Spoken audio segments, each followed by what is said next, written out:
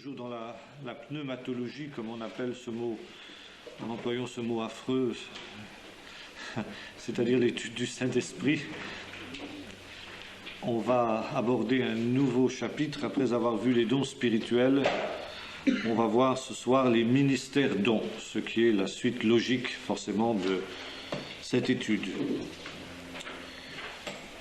En fait, c'est un chapitre qui recoupe un petit peu un autre chapitre de la théologie systématique, qui est l'ecclésiologie, c'est-à-dire l'étude de ce qu'est l'Église. Car on ne peut pas évidemment étudier les ministères sans également étudier ce qu'est l'Église.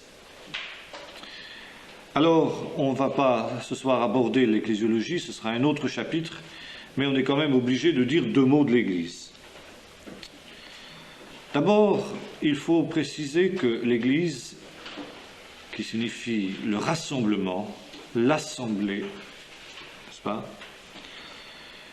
est une réalité, nous dit l'apôtre, qui n'avait pas été révélée aux prophètes et aux hommes de l'Ancienne Alliance, mais qui n'a été révélée qu'après l'œuvre de Jésus-Christ, aux saints apôtres, nous dit-il, et aux prophètes du Messie. Par conséquent, nous avons ici affaire à une réalité qui est tout à fait particulière, parce que si elle entre dans le plan de Dieu, et elle est véritablement dans le plan de Dieu, elle s'inscrit dans un ensemble, mais un petit peu, je dirais, à l'écart. Dans ce sens que elle naît du fait que Israël commet un faux pas, c'est-à-dire n'entre pas dans sa vocation en ne reconnaissant pas Jésus dans son ensemble,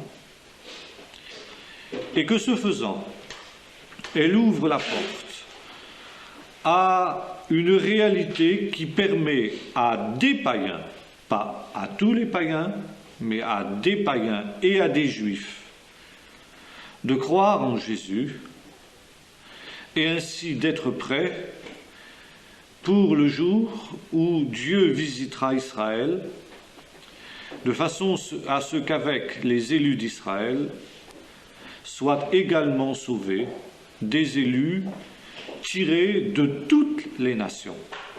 Il est donc indispensable que dans l'Église, toutes les nations, toutes les langues, toutes les ethnies soient représentées. C'est ce que avait dit Jésus à ses disciples, « Allez prêcher la bonne nouvelle à toute la création ». Et dans un autre texte, il affirme que son retour n'aura pas lieu aussi longtemps que cette bonne nouvelle du royaume n'aura pas été prêchée à toutes les nations pour leur servir de témoignage. C'est-à-dire que chaque nation ait eu l'occasion d'entendre le témoignage de l'Évangile, le témoignage de Jésus.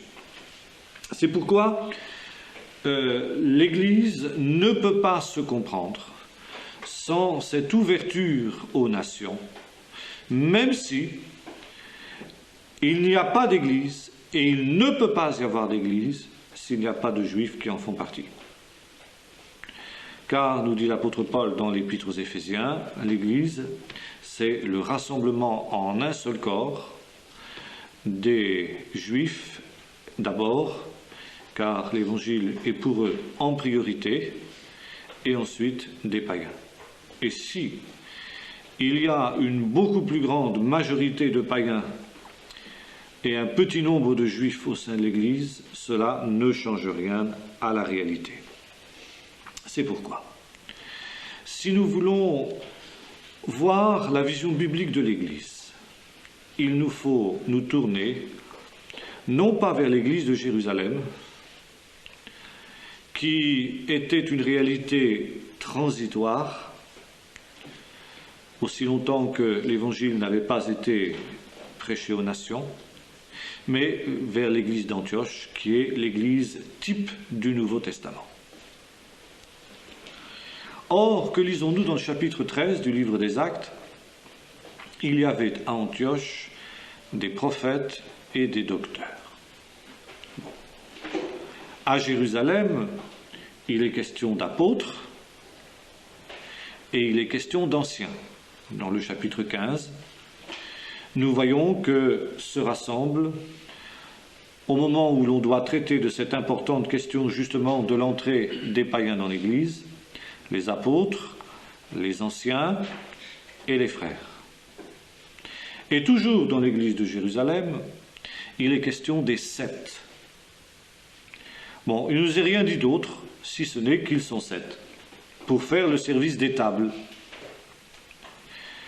Et avec raison, vraisemblablement, la plupart des exégètes voient dans ces 7 ce que l'on pourrait appeler les prototypes des diacres, qui par contre, eux, sont évoqués dans un certain nombre d'autres épîtres.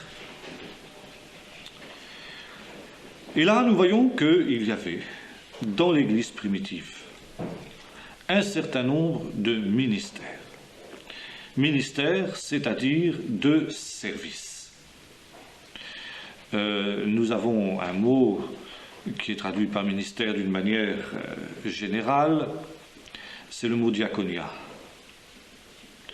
Bon, c'est un mot qui donne bien sûr naissance au mot diacre, qui a un caractère plus spécifique, nous aurons l'occasion de le voir, mais le ministère au sens large porte le nom de diaconia, ce qui est la traduction grecque d'un mot hébreu qui est le mot shamash, et qu'on peut traduire également par service. Le ministère, c'est le service. Le service de Dieu et le service de l'Église. Voilà comment on peut définir le ministère.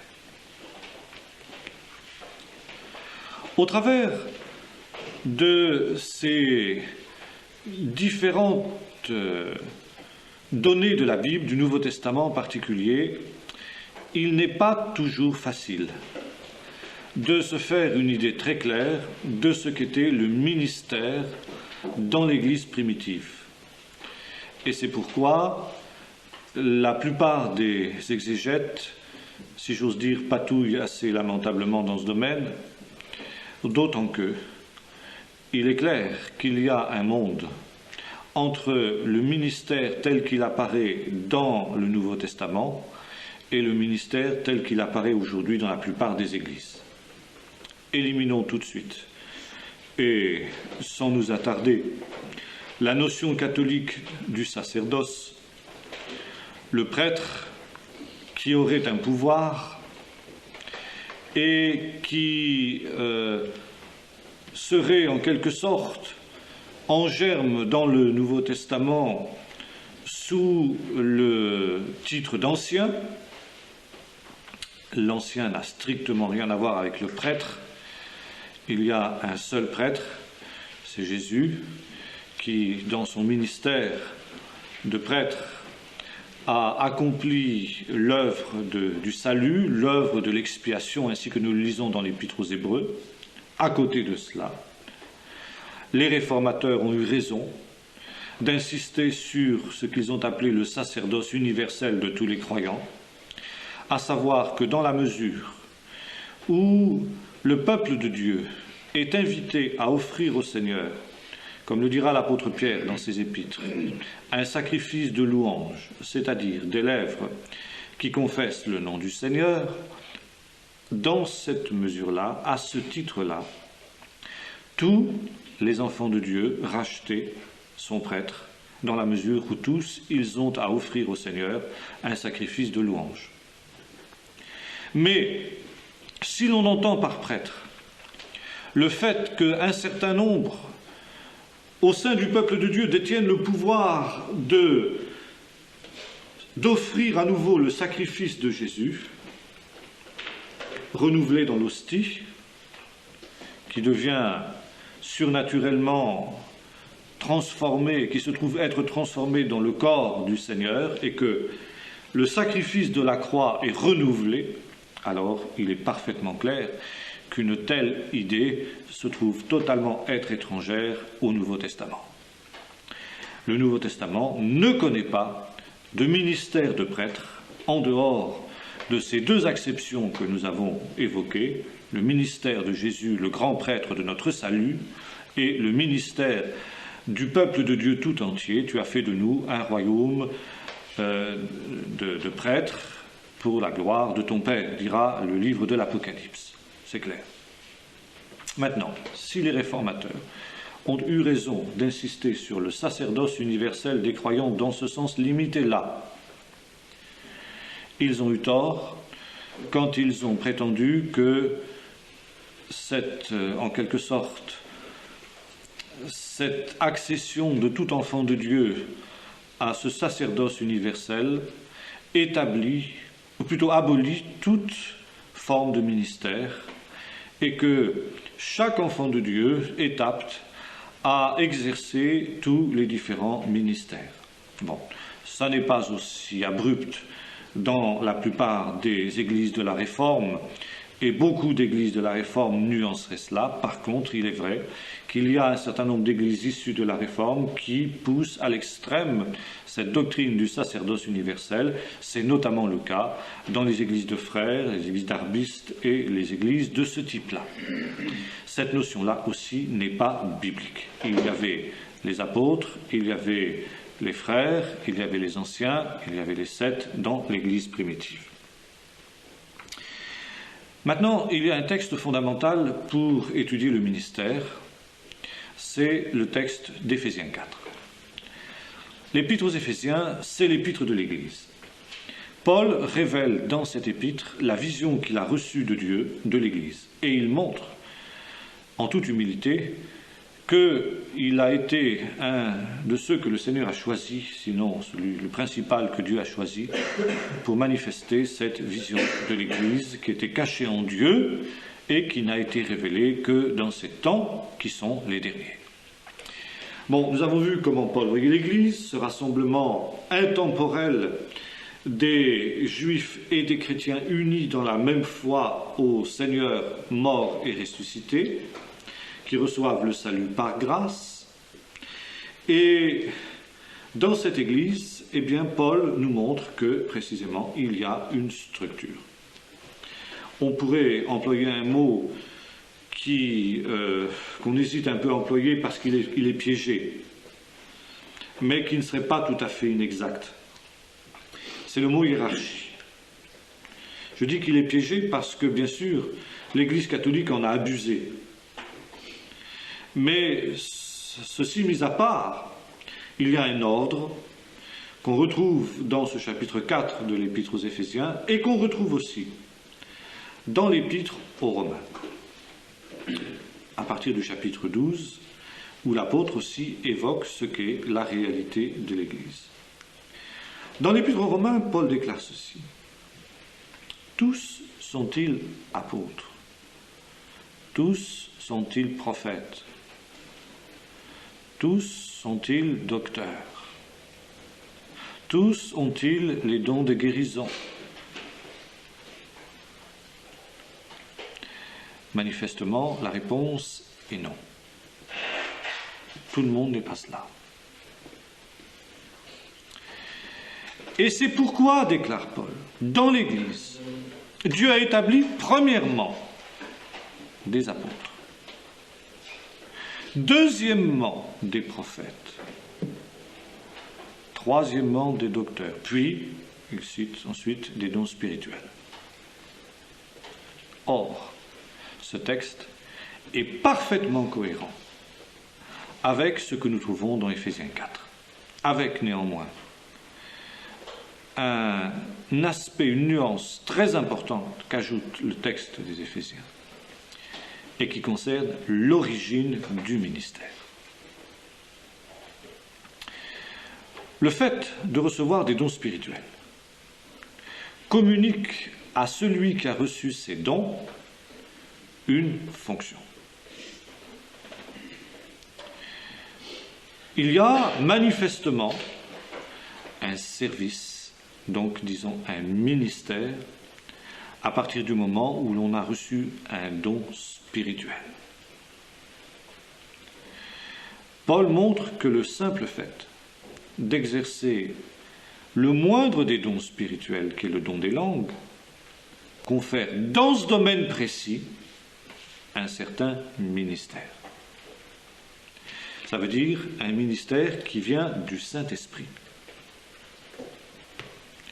Mais dans l'Épître aux Éphésiens, nous voyons un autre type de ministère parce que l'origine et la source du ministère est différente. Dans les Corinthiens, la source, Paul le dit d'une manière très claire, il y a différents charismes, mais un seul esprit. Il y a différentes opérations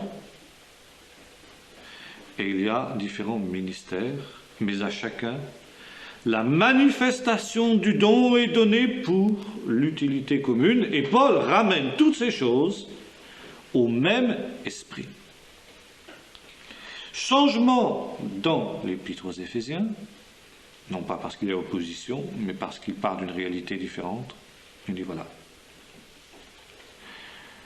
il y a un seul corps, un seul esprit, une seule foi, un seul baptême, etc., un seul Dieu, un seul Seigneur.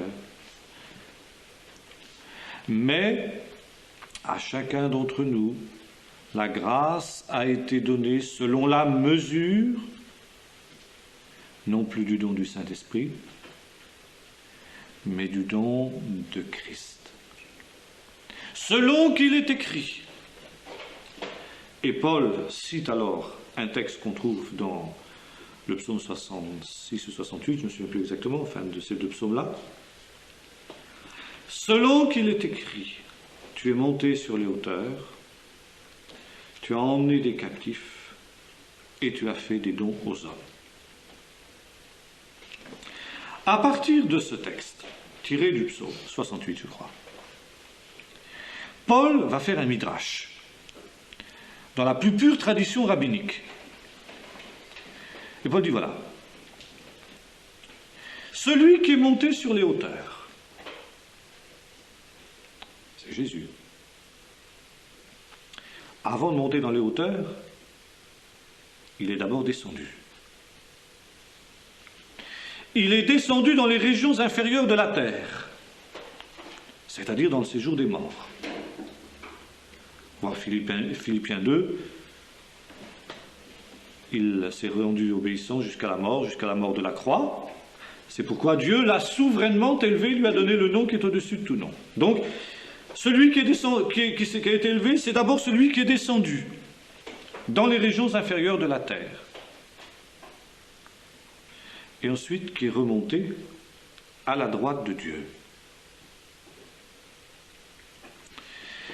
Et là, il y a évidemment toute la vision néo-testamentaire qu'on trouve déjà dans les psaumes, psaume 110, psaume 2, les psaumes royaux, les psaumes d'intronisation, sur l'élévation du Messie à la droite de Dieu. Le Seigneur a dit à mon Seigneur, assieds-toi à ma droite jusqu'à ce que je fasse de tes ennemis ton marchepied. Donc le Seigneur, par son obéissance, par sa mort, est élevé, c'est l'ascension. Il est assis à la droite de Dieu, et parce qu'il est assis à la droite de Dieu, comme Pierre le dit jour de la Pentecôte, il répand l'Esprit. Mais non seulement il répand l'Esprit, mais en plus de cela, quand il remonte dans les hauteurs, il ne remonte pas seul. Tu as emmené des captifs. Ah, tu as emmené des captifs. Qui étaient les captifs? Les captifs, c'était le peuple de Dieu. C'était les pécheurs que nous étions, qui étaient captifs dans la mort, captifs dans le péché, et qui se trouvent libérés de cette condition-là par la mort, la résurrection et l'exaltation de Jésus. Et c'est exactement ce que Paul dit quelques versets plus tôt dans l'Épître aux Éphésiens. Il dit, vous étiez morts dans vos péchés, dans vos offenses, mais voici que maintenant, il nous a ressuscités avec lui, et il nous a fait asseoir avec lui dans les lieux célestes avec Jésus-Christ. Être assis dans les lieux célestes, à la droite de Dieu, c'est occuper une position d'autorité. Ça ne veut pas dire que nous soyons déjà ressuscités, mais Paul dit, le fait que Jésus soit remonté, ressuscité lui-même, c'est comme si on y était déjà. C'est tellement certain, cette résurrection à venir, ce règne que nous aurons avec lui, que même si pour le moment nous avons encore à attendre un peu, c'est comme si ça y était. Donc nous étions ces captifs que le Seigneur a libérés par sa mort et par sa résurrection. Et alors il nous a emmenés avec lui dans cette gloire céleste. D'autant que, eh bien, parce qu'il règne, parce qu'il a cette autorité, il peut déjà nous la donner. Nous avons déjà, par la présence du Saint-Esprit en nous, quelque chose de cette autorité du Seigneur. Sur les puissances des ténèbres, sur le péché, sur la maladie, sur, bref, tous les ennemis auxquels nous pouvons être confrontés. Troisième terme du Midrash. Tu as fait des dons aux hommes. Et là, Paul pratique le pile-poule rabbinique, c'est-à-dire que par des glissements sémantiques, il arrive à une autre interprétation targoumique. Tu as donné des hommes en don. Et c'est comme ça que Paul comprend ce texte dans l'Épître aux Éphésiens. Et là, nous arrivons à une chose très importante sur l'origine du ministère. C'est que ce Seigneur glorifié, qui a emmené des captifs, parmi ces captifs qu'il a libérés, a choisi des hommes qu'il a donnés, qu'il a envoyés à son Église comme des dons. Et c'est exactement ce que Paul explique après. Après avoir cité le Midrash, il dit « C'est pourquoi il a donné les uns comme apôtres, les autres comme prophètes, les autres comme docteurs, les autres comme évangélistes, et les autres, comme pasteur et docteur, évangéliste, pasteur et docteur. C'est l'ordre dans lequel il les donne. Pour le perfectionnement des saints, en vue de l'œuvre du ministère et de l'édification du corps de Christ. Donc ici, la pensée est extrêmement claire. Nous n'avons plus ici des dons spirituels qui confèrent des fonctions à ceux qui les ont reçus et qui les ont reçus du Saint-Esprit. Mais nous avons des hommes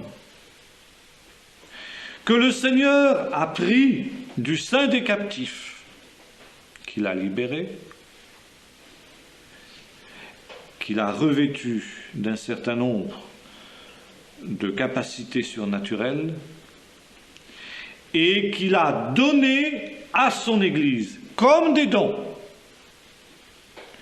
pour que soit accomplie par eux l'œuvre du ministère. Et ceci implique deux choses. Premièrement, le choix souverain de Dieu. Et ceci est une notion fondamentale. Une notion qui heurte, comment dirais-je, la vision démocratique moderne, mais qui est une notion fondamentale qu'on trouve dans toute la Bible. Dans l'Ancienne Alliance, c'est très clair. Dieu choisit souverainement ceux qu'il va envoyer à son peuple. Dieu choisit souverainement Moïse pour qu'il soit le libérateur d'Israël. Quand vient pour Moïse le moment de passer la main, Dieu choisit souverainement Josué. Lorsque le besoin s'en faisait sentir dans Israël de l'époque des juges, Dieu suscitait souverainement des hommes qu'il avait choisis. Othniel, Jephthé, Samson, Gédéon, etc. Samuel. Et tout ce que le peuple de Dieu avait à faire, c'était à les recevoir comme des dons de Dieu, les reconnaître et bien, recevoir ce que le Seigneur voulait leur apporter par ce moyen-là. Quand le peuple d'Israël demande un roi, il n'y a pas une élection pour désigner qui va être le roi, c'est Dieu qui choisit. Dieu choisit Saül, et quand Saül a fauté, Dieu rejette Saül, et souverainement, il choisit David.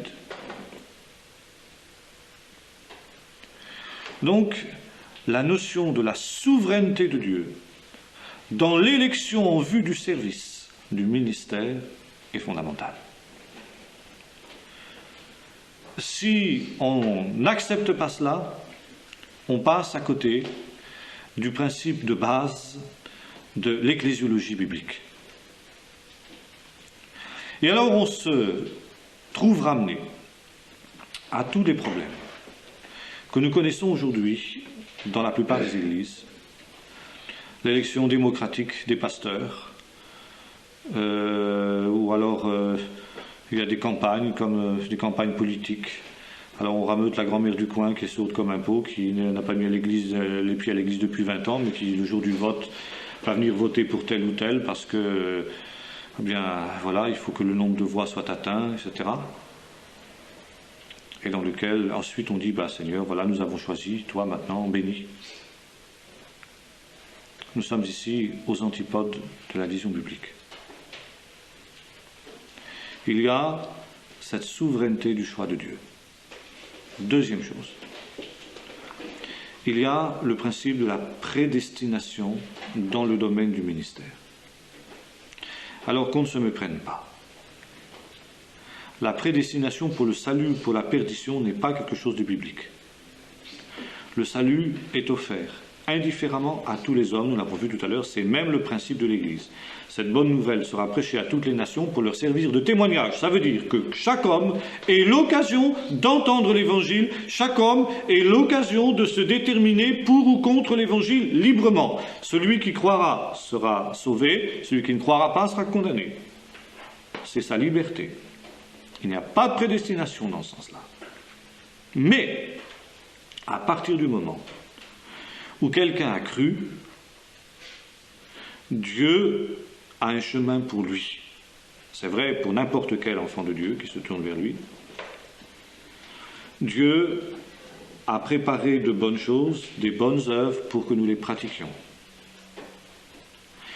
Et celui qui alors écoute la voix de Dieu va trouver à chaque étape de sa marche ces bonnes choses que Dieu a préparées pour qu'il les pratique. Et dans ce domaine-là, il y a une prédestination.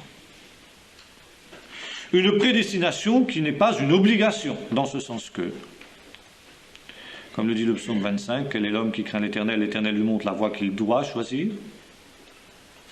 Ça veut dire le chemin, pas n'importe lequel, il n'y a pas 36, il y en a un seul, qui est le chemin de Dieu. Mais, à côté du chemin de Dieu, il y en a d'autres possibles. Et celui qui ne craint pas l'Éternel, il peut éventuellement se tromper de chemin. Celui qui ne craint pas l'Éternel ne va pas marcher, peut ne pas marcher en tout cas sur le chemin que le Seigneur aurait voulu qu'il marche, qu'il avait préparé pour lui et pour lequel il l'avait prédestiné. Cette notion de prédestination dans le ministère est fondamentale. Nous la retrouvons à la fois dans l'Ancien et dans le Nouveau Testament. J'ai évoqué Moïse tout à l'heure, c'est très clair. On pourrait aussi parler de Jérémie.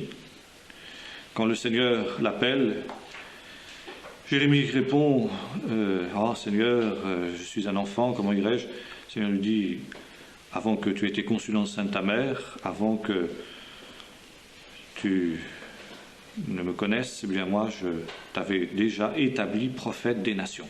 Alors ne dis pas je suis un enfant car tu iras. » Ça ne veut pas dire que c'était une obligation.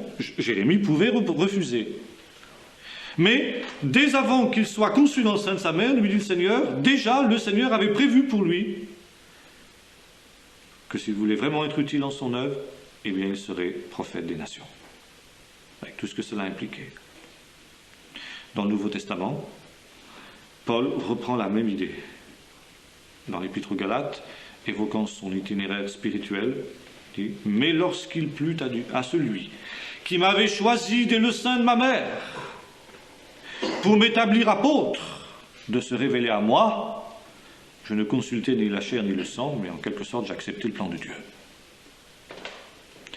Et lorsque, dans le livre des Actes, Ananias reçoit de Dieu l'ordre d'aller imposer les mains à ce Saul de Tarse, en qui il voit un ennemi, et il objecte, le Seigneur lui dit « Cet homme est un instrument que je me suis choisi pour porter mon nom devant les rois, les nations et les peuples d'Israël. » Donc il y avait pour Paul manifestement une prédestination de Dieu. Or, si cette prédestination joue pratiquement pour chaque enfant de Dieu, a fortiori pour ceux que le Seigneur donne comme des dons à son Église, il y a cette notion de prédestination. Alors encore une fois, qu'on ne se méprenne pas. Quand nous parlons de prédestination, ce n'est pas une prédestination pour le salut ou pour la perdition, c'est une prédestination pour le service.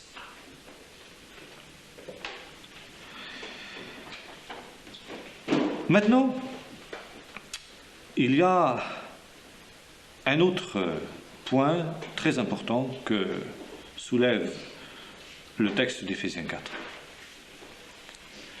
C'est que, en quelque sorte, le ministère se trouve résumé d'abord en Jésus.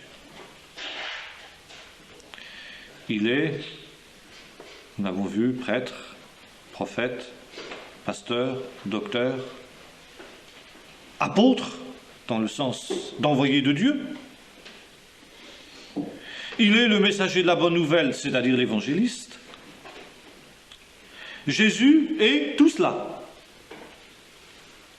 Et je dirais qu'il l'est plus que jamais depuis qu'il occupe cette place d'autorité à la droite de Dieu. Et autrement dit, l'œuvre du Seigneur, l'œuvre de Jésus, l'œuvre du ministère de Jésus se poursuit aujourd'hui. Et vous savez peut-être que le livre des Actes n'est pas titré. La plupart des livres de la Bible ont un titre, Évangile selon Matthieu, Évangile selon Luc, Évangile selon Marc, etc. Bon, le livre des Actes n'a pas de titre par ses auteurs. Et c'est seulement la tradition chrétienne qui a appelé les Actes des Apôtres. Mais lorsque nous lisons le livre des Actes, nous nous rendons compte. C'est ce que nous dit Luc, qui le dédicace. Théophile, dans mon premier livre, j'ai commencé à montrer tout ce que le Seigneur a commencé à faire. Ah, il a commencé seulement. Mais ça veut dire que ça continue. Et d'aucuns, avec raison, ont suggéré que le livre des Actes était mal nommé. Et qu'il ne faudrait pas dire le livre des Actes des Apôtres, mais le livre des Actes de Jésus, par le Saint-Esprit. Et c'est exactement cela. Seulement, comme le Seigneur n'est plus corporellement présent sur la terre, il agit maintenant par un autre corps, son corps mystique, qui est l'Église. Et c'est pourquoi le ministère apostolique, le ministère don de Christ, pour reprendre l'expression de Donald G., ce ministère-là est le prolongement du ministère de Jésus. Et c'est pourquoi Donald G. l'appelait le ministère don de Christ, parce qu'il descend du Seigneur. Il est le prolongement de son propre ministère. Et lorsque on évoque ces 5 ministères, eh bien, il y a manifestement ici quelque chose de particulier. Ça n'est pas exhaustif du ministère. Nous avons vu les 7 dans le livre des Actes, nous avons vu les anciens. Dans les pastorales, Paul parle aussi des évêques. On verra ce que c'est. Ça n'a rien à voir avec les évêques catholiques, rassurez-vous. Dans les Corinthiens, il est question de ceux qui, ayant reçu du même esprit, différents charismes, différentes opérations du don, donc exercent aussi d'une certaine manière un ministère. Mais nous avons ici affaire, dans Éphésiens 4, à un ministère d'un type particulier. Encore une fois, ce ministère qui est le prolongement du ministère du Seigneur. Or, on le désigne, ce ministère-là, de différentes manières. Ministère don de Christ, ça c'est l'expression employée par Donald G. On le désigne aussi sous un autre vocable, celui de ministère apostolique. Pourquoi? Parce que le ministère de base est le ministère d'apôtre, et d'une manière plus générale, apostolos signifiant envoyé. Nous avons ici des hommes qui sont envoyés. Donc, d'une certaine manière, qui sont aussi dans une mission apostolique. Et par exemple, l'Église qui a poussé le plus loin la réflexion dans ce domaine est l'Église apostolique, qui a pris ce nom justement à cause de cela, parce qu'elle a voulu prendre au sérieux ce texte d'Éphésiens 4 et donc reconnaître officiellement la réalité des ministères apostoliques. Maintenant, la manière dont elle le reconnaît est parfois un peu plus discutable. Mais en tout cas, on ne peut pas lui nier à cette Église ce souci d'avoir essayé de reconnaître ainsi les ministères apostoliques. Bien évidemment, il n'est pas possible de faire une distinction très tranchée entre les ministères qui descendent du Seigneur glorifié, ministère don du Christ, ministère don apostolique, et puis ceux que confère le Saint-Esprit par des dons. Car il est bien évident, il est bien clair, que pour que ces hommes-là soient envoyés comme des dons, il faut au préalable qu'ils aient reçu du Seigneur des dons spirituels. Le Seigneur prend ces hommes du sein de son peuple dans sa souveraineté, des hommes qu'il avait prédestinés de toute éternité à cette tâche, et il les revêt par son esprit de capacités surnaturelles. Car ici, et il faut le souligner, nous sommes à fond dans le surnaturel. Cela n'a rien à voir avec des capacités humaines. Cela n'a rien à voir avec une autorité humaine. Nous sommes vraiment dans le domaine charismatique, dans le domaine du don. Alors il y a le don du Saint-Esprit, nous avons étudié jusqu'à maintenant, et il y a maintenant une autre forme de don qui est le don du Seigneur glorifié. Et là où le don du Saint-Esprit est épisodique, ça veut dire qu'il n'est pas permanent. Celui qui a un don de prophétie a un don qui est épisodique. Il prophétise de temps en temps. Il prophétise quand la manifestation de l'Esprit lui est donnée pour l'utilité commune, pour reprendre le texte des Corinthiens. Et c'est l'Esprit qui, dans sa souveraineté, choisit le moment où cette manifestation va avoir lieu. Donc nous avons ici affaire à un don épisodique. Par contre, dans le cas du ministère don, le revêtement surnaturel est permanent. Et c'est par exemple ce qui fait toute la différence entre le don de prophétie, le frère ou la sœur qui dans l'Église a un don de prophétie, et celui qui a un ministère de prophète selon Éphésiens 4. Car le fait d'avoir un don de prophétie ne suffit pas pour faire un prophète, au sens biblique du terme. Car encore une fois, celui qui a un don de prophétie a un don de prophétie épisodique. Mais celui qui a un ministère de prophète a non seulement un don, mais des dons d'une manière permanente. Il aura certes le don de prophétie, c'est la base, c'est le minimum, ça va de soi.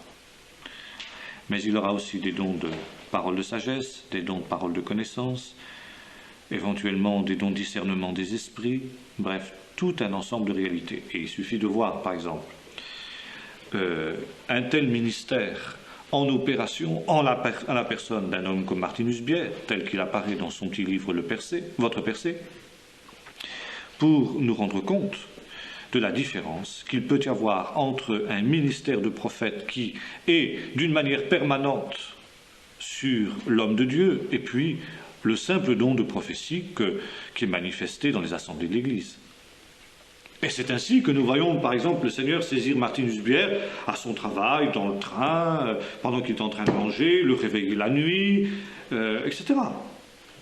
Nous sommes dans une autre dimension. C'est clair, n'est-ce pas? Et encore ici, nous reprécisons, nous sommes dans une dimension surnaturelle. Et c'est tout à fait intéressant de noter que, par exemple, si nous parlons de Martinus Bière était un homme très simple.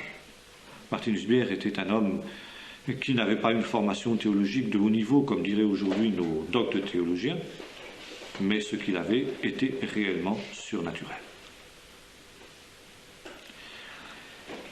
Maintenant, il y a, par opposition au ministère apostolique ou au ministère don, nous appellerons les ministères presbytéraux, c'est-à-dire ministère d'anciens, d'évêques et de diacres, qui sont des ministères qui ont leur champ d'action plus dans l'Église locale, précisément. C'est la raison pour laquelle on les appelle des ministères presbytéraux. Il va de soi que pour l'exercice de tels dons, de tels ministères, des dons spirituels sont fortement recommandés. Et que là aussi, nous retrouvons les notions que nous avons évoquées, à savoir la notion d'appel souverain de Dieu, la notion de prédestination, et l'importance, encore une fois, aussi du revêtement surnaturel. Mais ces éléments qui sont très très forts dans le cas des dons, des ministères dons, ne seront pas aussi absolus, nous aurons l'occasion de le voir, dans le cas des ministères presbytéraux. Autre élément de différence. Il est clair, quand nous lisons Éphésiens 4, que ces dons, ces ministères dons, sont donnés à l'Église universelle. Ça veut dire que ces ministères-là ne sont pas limités à une communauté locale,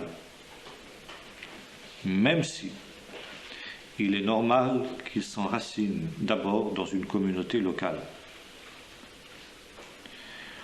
Et si nous avons quelques exemples bibliques, nous prendrons l'exemple des apôtres, Pierre et Jean, descendent en Samarie, quand Philippe les appelle après avoir provoqué un réveil dans cette ville. Pierre va visiter les églises qui sont dans la région du Charonne, jusqu'au moment où il se trouve à Césarée, où vient le chercher Corneille. Agabus est envoyé par l'Esprit Saint à Antioche, plus tard à Césarée, quand Paul va revenir. Mais tous ces hommes ont, si j'ose dire, un port d'attache. Pierre et Jean ont leur base à Jérusalem. Agabus aussi a sa base à Jérusalem. Paul, qui est un grand voyageur, s'il en fut, a aussi une base, Antioche. C'est l'église d'où il part et dans laquelle il revient. N'est-ce pas? Mais le ministère de ces gens-là, même s'il s'exerce davantage dans le cadre de la communauté locale, n'est pas limité à l'église locale. Et dans le cas de Paul, par exemple, il sera essentiellement extérieur. Paul n'aura pas une grande activité dans son port d'attache qui est Antioche. Par contre, les ministères presbytéraux s'exercent davantage dans le cadre d'une communauté locale à laquelle ils sont indispensables. Parce que de la même manière que les ministères dont forment l'ossature de l'Église universelle, la charpente, et c'est le mot que Paul emploie, les ministères presbytéraux forment la charpente de la communauté locale. Et précisément, quand nous lisons la suite des Éphésiens, Éphésiens 4, nous nous rendons compte de l'importance de ces ministères. Il a donné les uns, les autres, comme nous l'avons vu, évangélistes, docteurs, etc., pour le perfectionnement des saints, c'est-à-dire pas seulement pour le salut, pour amener les hommes au salut, c'est pas suffisant. Le but de l'Église ne s'arrête pas là, mais c'est le perfectionnement des saints, l'œuvre du ministère et l'édification du corps de Christ. La construction du corps. Ainsi, dit l'apôtre Paul, nous ne serons plus des enfants flottants, emportés à tout vent de doctrine, par la ruse, par la séduction, par la tromperie des hommes. Mais nous croîtrons ensemble à tous égards à l'image de Christ, grâce à qui et par lequel le corps tout entier formant un solide assemblage bien charpenté, traduisent d'autres traductions, et qui tire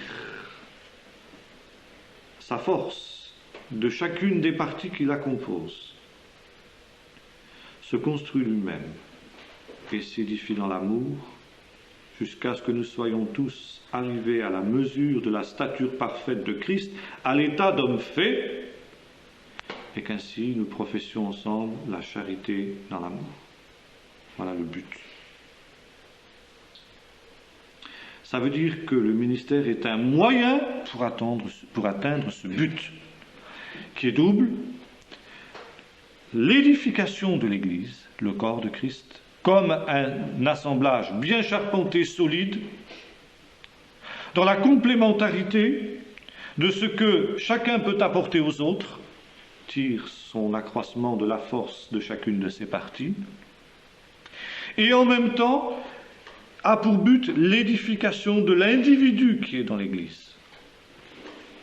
Le corps et l'individu. Maintenant, si cela n'est pas, si nous n'avons pas cette charpente, que se passe-t-il? L'inverse. Le peuple de Dieu est semblable à des enfants flottants emportés à tout vent de doctrine, par la ruse, par les tromperies des hommes, par les moyens de séduction. Il ne s'édifie pas, il ne tire pas sa force, ni son accroissement de la force de chacune de ses parties. Les individus qui la composent ne croissent pas à tous égards à l'image de celui qui est le chef, Christ, etc., etc. Et l'un des grands problèmes de l'Église moderne, c'est justement la notion des ministères. On a fait du ministère une toute autre réalité que celle-là. Soit on en a fait le prêtre dans l'Église catholique, soit on en a fait le pasteur dans les églises issues de la Réforme, qu'il l'est parce qu'il a été choisi pour le faire, parce qu'il a été formé par la théologie humaine, n'est-ce pas? Mais il n'y a pas cet assemblage, il n'y a pas cette charpente. Bon. Donc, conséquence dans l'Église locale d'abord.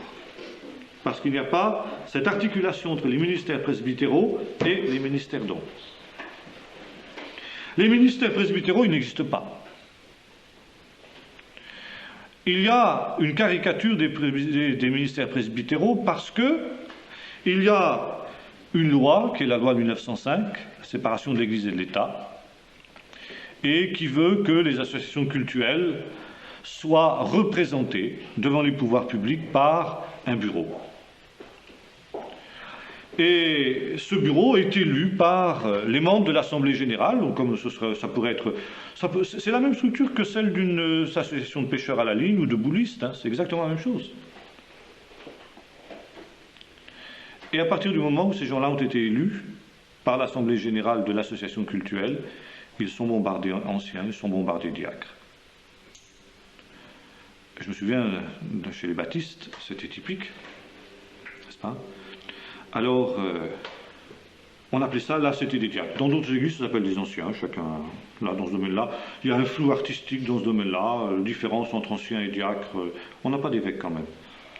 Mais, oui, anciens, diacres, c'est chacun comme ça. Alors, comme il y avait 7 diacres à Jérusalem, bah, c'était 7, quoi, c'était 7. Alors, il ne s'agit pas de savoir si le Seigneur en avait choisi 5 ou si le Seigneur en avait choisi 10. Mais, comme il y avait 7 dans l'église de Jérusalem, bah, on choisissait 7, quoi. Alors, dans l'équipe, il y avait un ivrogne, il a été élu, quoi. Bon.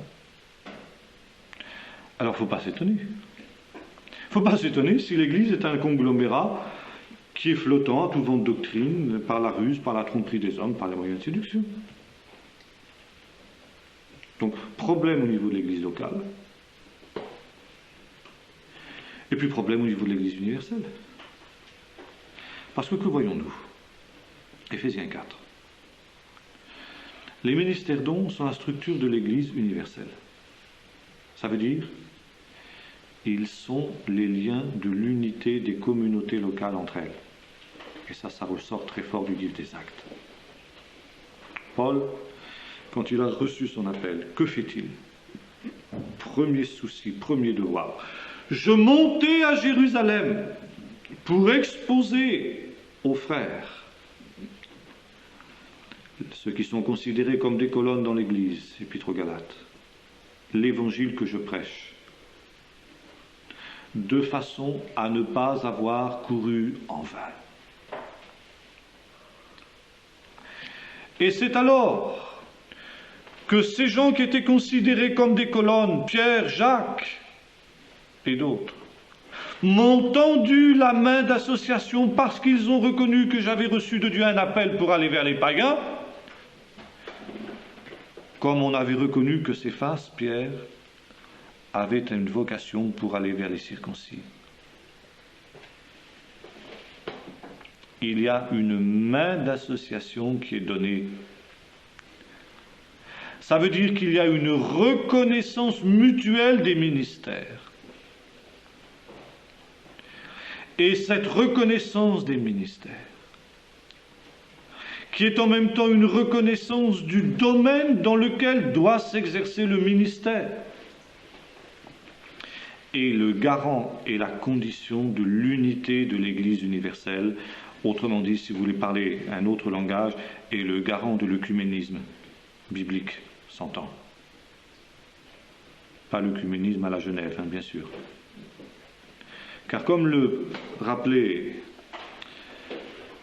Butler, il dit le ministère, c'est un royaume.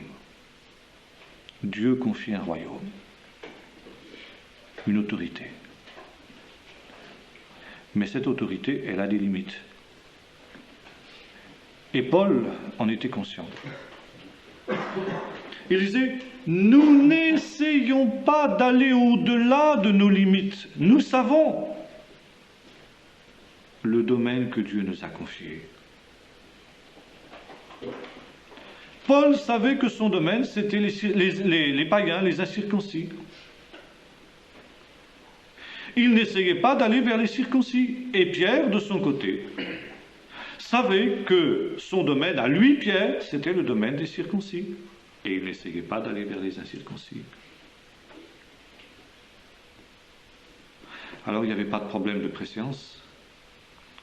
Il n'y avait pas de problème où on essayait de se marcher sur les pieds. Par contre, il y avait des faux apôtres, des gens ce temps-là. Et eux, au contraire, comme nous voyons dans la deuxième aux Corinthiens, ils essayaient de marcher sur les plates-bandes de l'apôtre Paul. Et c'est pourquoi Paul disait, nous on ne fait pas comme ça. Hein. Nous on ne va pas au-delà de nos limites. Mais ces gens-là, par contre, ils vont au-delà de leurs limites. Alors vous comprenez, cette vision des ministères, c'est capital. Parce que c'est en même temps la vision de l'Église locale et c'est la vision de l'Église universelle. Et c'est pourquoi l'œcuménisme véritable, c'est-à-dire l'unité de l'Église universelle, c'est pas dans une structure autoritaire à la manière romaine. C'est pas non plus dans une espèce de structure fédérative vague, style fédération protestante, ou style conseil œcuménique des églises. Mais c'est les liens des ministères entre eux, qui, spirituellement unis dans une vision commune, savent qu'ils sont complémentaires. Car ce qui est essentiel ici, c'est cette notion de complémentarité. Il a donné les uns comme ceci, les autres comme cela. Ça veut dire personne n'est tout à lui tout seul. Il n'y en a qu'un qui est tout à lui tout seul, c'est Jésus. Mais il a donné les uns comme ceci, les autres comme cela, pour qu'ils se complètent. Ils se complètent tant au niveau de l'Église locale qu'au niveau de l'Église universelle. Et ça, c'est une notion absolument primordiale, pour que Dieu réponde ainsi aux besoins de son peuple. Et Paul rappelle quelques versets plus tôt une chose importante. Il dit, voilà, efforcez-vous de conserver l'unité de l'esprit dans le lien de la paix. Donc nous avons ici véritablement la raison du ministère. C'est de veiller sur cette unité de l'esprit dans le lien de la paix, même si, et Paul le dit quelques versets plus loin, nous ne sommes pas éventuellement encore arrivés tous à l'unité de la foi et de la connaissance du Fils de Dieu. Mais nous sommes en marche vers là, et c'est le but du ministère. Voyez-vous ? Alors vous comprenez que là nous sommes dans une vision tout à fait différente de celle dans laquelle baigne le christianisme depuis des siècles. Le christianisme est complètement sorti de cette vision des ministères. Et c'est pourquoi cette vision ne pouvait revenir que dans la mouvance charismatique. Dans la mesure où on redécouvrait les dons spirituels, la redécouverte qui venait ensuite logiquement, c'était la redécouverte des ministères. Ça découle de source. Et Donald G. avait bien raison quand il disait le mouvement de l'esprit réussira ou échouera dans la mesure où il redécouvrira ou ne redécouvrira pas les ministères. Et quand il disait redécouvrira ou ne redécouvrira pas, il ne voulait pas dire simplement la théorie de la chose, mais la pratique de la chose. Et une autre évolution intéressante, c'est celle que nous trouvons dans le domaine de l'Église catholique, quand le mouvement du Saint-Esprit est venu dans les années 60, fin des années 60, début des années 70. Bon, il y a eu indiscutablement la redécouverte des dons du Saint-Esprit, ça, il n'est pas question de mettre en doute. Et puis après, bien entendu, comme Jésus avait dit, il vous conduira dans toute la vérité, il y a eu redécouverte, en tout cas de la doctrine au sujet des ministères. Je me souviens de ce moine canadien au début des années 70, avec lequel nous entretenions de ces choses-là, et il disait, mais oui, c'est évident. Le ministère, c'est ça, c'est Éphésiens 4. Ah, on lui disait, mais le pape alors, Il a levé les bras au ciel, laissant dire, laissant entendre le pape, il faudra bien qu'il aille en retraite, quoi. Quelque chose comme ça, c'était ce que ça voulait dire, quoi. Et seulement, là, ils ont calé. Ils étaient conscients que c'était pas ça. D'autres, des plus jeunes aussi, étaient conscients, je me souviens. Mais quand on les revoit aujourd'hui, ces gens-là, ils sont à fond installés dans le système romain. Ils n'ont pas eu le courage d'aller jusqu'au bout de la remise en question. Et le résultat, il est clair, le résultat, c'est le déraillement, c'est le capotage du mouvement du Saint-Esprit en milieu catholique, comme ça avait été d'ailleurs plus ou moins en milieu non catholique, et pour la même raison, parce qu'il n'y a pas eu cette redécouverte du ministère. Sans ministère, l'Église, c'est un corps sans colonne vertébrale, c'est une toiture sans charpente, c'est ça, ça ne peut pas tenir.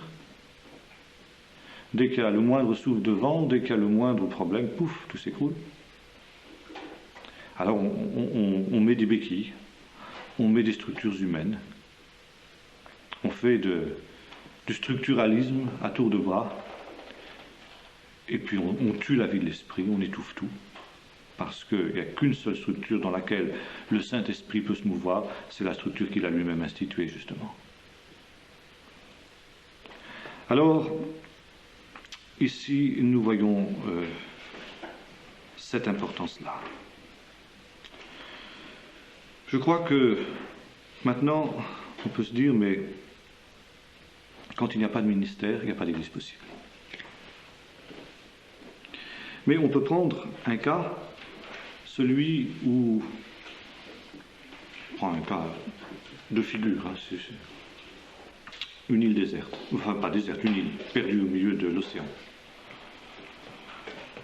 Personne n'a jamais prêché l'évangile, mais un jour, un avion parachute un poste de radio, et puis tous les jours, ces gens-là écoutent l'évangile à la radio et se convertissent. Ils n'ont pas de ministère, ils n'ont rien. Mais ils connaissent la Bible, on leur parachute des Bibles, ils la lisent, etc. Ils commencent à se rassembler, à prier ensemble, à étudier la Bible ensemble, etc. Bon, eh bien, qu'est-ce qui va se passer? Va naître une église là. Pourquoi? Parce que du sein de ces hommes, Dieu va susciter des ministères. Le Saint-Esprit va susciter des ministères.